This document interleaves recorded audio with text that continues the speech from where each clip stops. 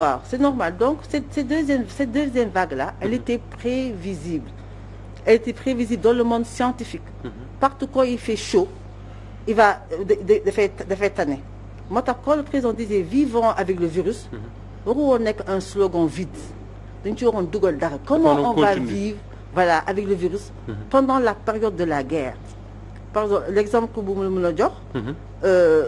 xam nañ que virus bi il est climat dépendant ñi mu tàngaay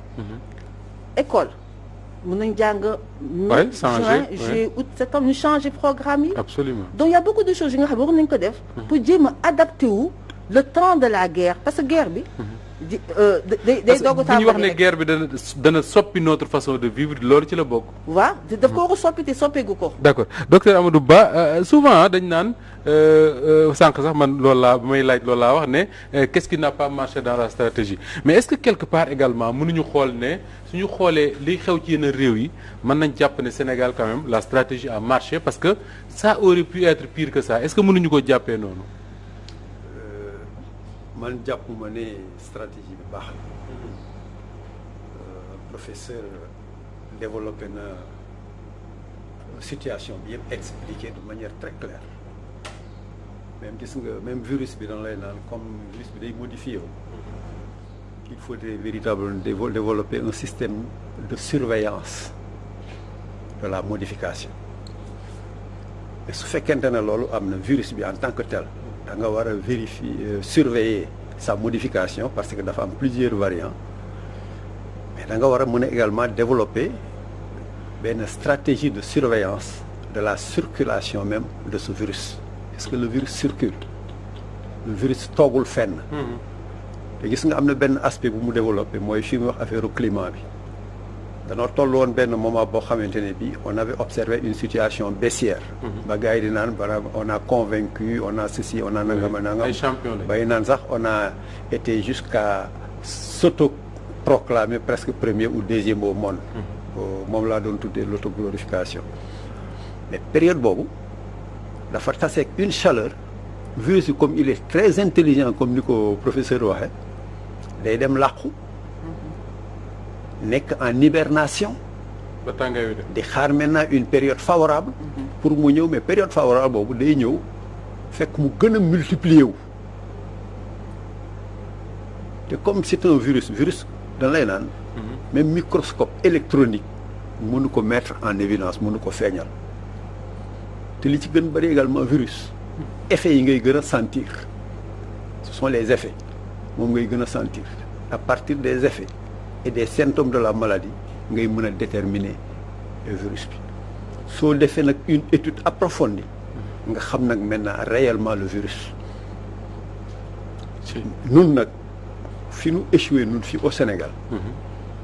c'est que non seulement dañoo déclaré ne guerre la mais la stratégie n'a pas été appropriée du tout pourquoi parce que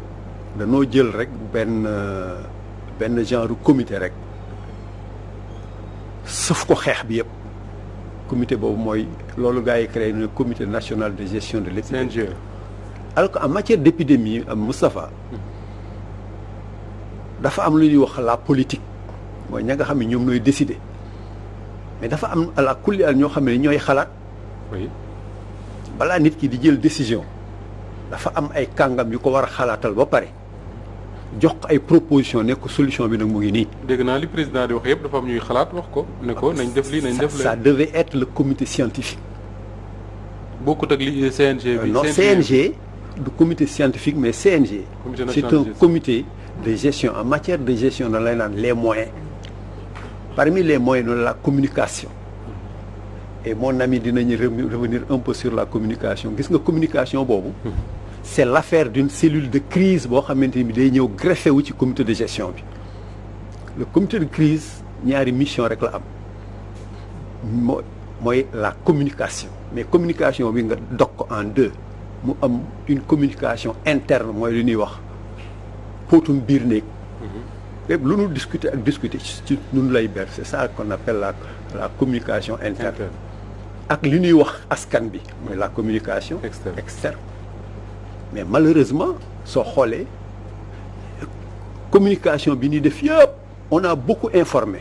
on a beaucoup sensibilisé mais on a très mal communiqué.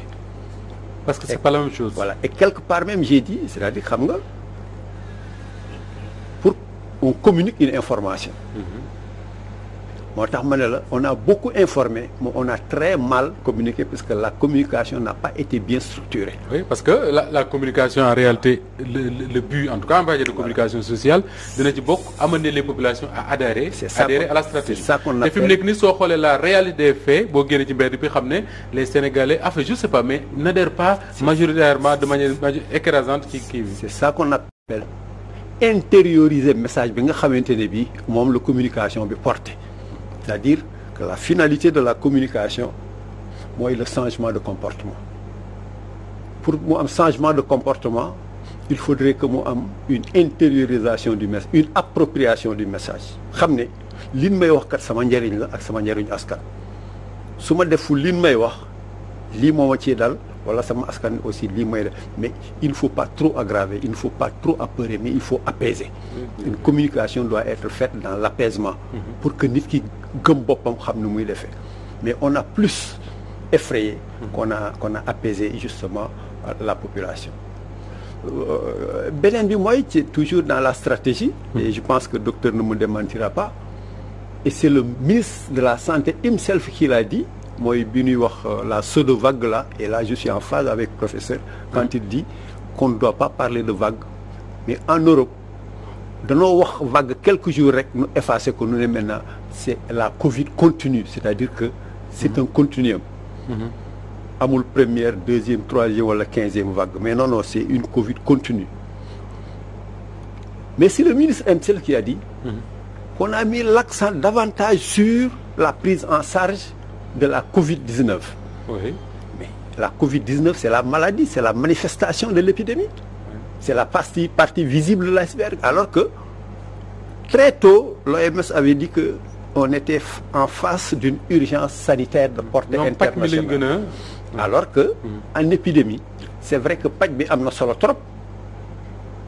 mais li ci ëpp solo mooy épidémie rompre la chaîne de transmission et pour rompre la chaîne de transmission il faut étudier justement l'agent causal c'est-à-dire le virus. Très bien dinañ ci ñëwaat léegi alors rompre la chaîne de transmission de maître Dabo moo tax quand même ñu jëloon ay lois yu bari